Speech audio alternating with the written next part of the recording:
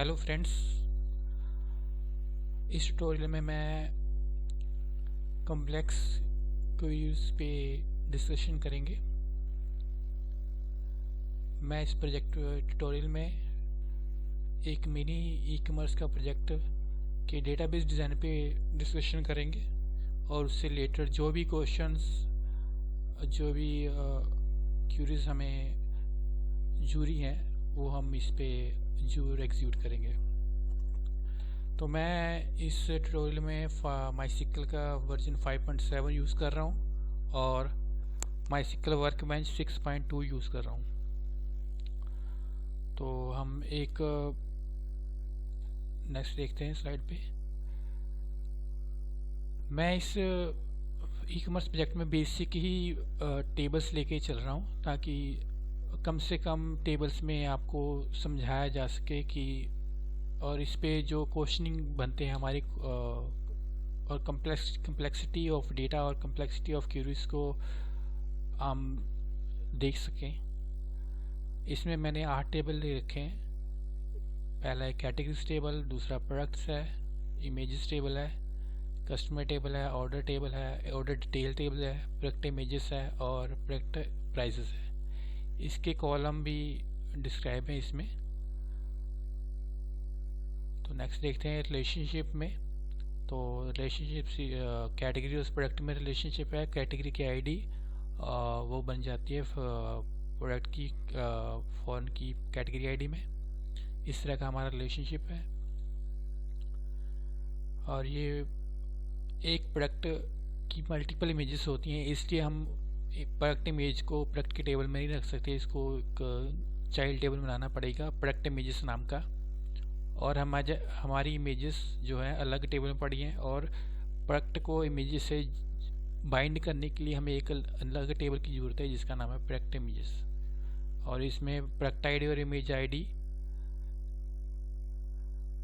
Fields हैं। यहाँ पे इस प्राइमरी फील्ड का मतलब है जो प्रोडक्ट की मेन इमेज है, क्योंकि ई कॉमर्स में एक मेन इमेज होती है, बाकी सारी सेकेंडरी इमेजेस होती हैं। So is primary for the primary images.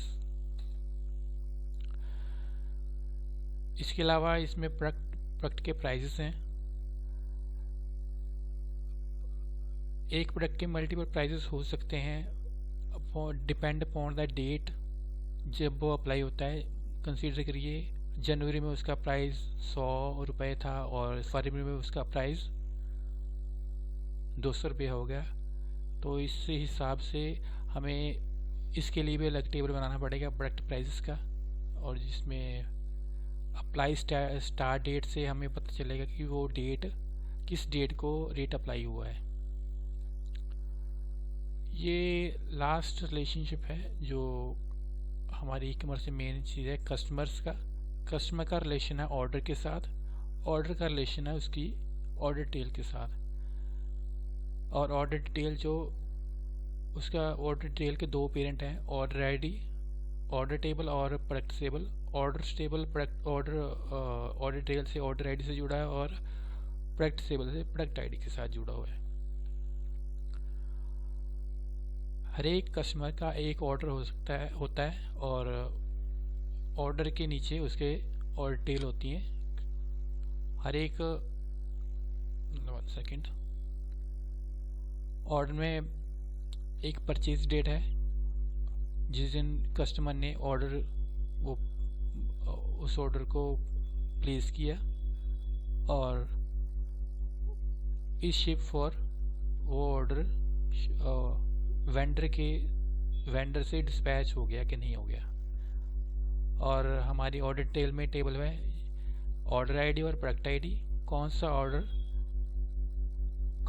Order में कौन सा प्रोडक्ट बाय किया गया, कितनी क्वांटिटी में बाय किया गया है, क्या ये डिलीवर हुआ कि नहीं हुआ, इज डिलीवर फॉर, क्या ये रिटर्न है और क्या ये कैंसिल हुआ।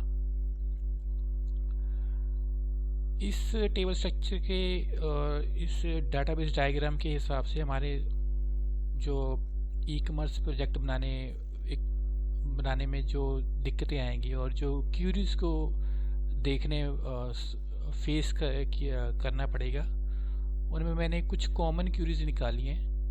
आप कमेंट में कुछ और भी क्वेश्चंस पूछ सकते हैं मुझसे, और मैं इस वीडियो का नेक्स्ट पार्ट उसी क्वेश्चन पे ऊपर बनाऊंगा। फ़िलहाल जो मेरे माइंड में आए, जो मेरे दिमाग में क्वेश्चंस आए, वो मैंने लिख दिए हैं, और कुछ कॉमन क्वेश्चंस हैं और कुछ एडवांस क्वेश्चन हैं। कॉमन क्वेश्चन जैसे कि प्रोडक्ट्स का काउंट करना कैटेगरी के बीच में, और प्रोडक्ट के मल्टीपल इमेजेस हैं, उसमें से प्राइमरी इमेज के साथ प्रोडक्ट को लेके आना। और एडवांस में कुछ रिपोर्टिंग के क्वेश्चंस आ जाते हैं, जैसे कि sale of products in each month in given year, क्योंकि ये ई कॉमर्स की डिमांड होगी वेंडर की ये डिमांड होगी कि वो ई कॉमर्स प्रोजेक्ट जो उसका सेल हुआ है वो हर एक मंथ वो देख सके, और हर एक मंथ और हर एक ईयर, ईच ईयर। सो इस क्वेश्चन के हिसाब से हम स्टेप बाय स्टेप हम क्वेश्चन को रिजॉल्व करेंगे। Let's finish it.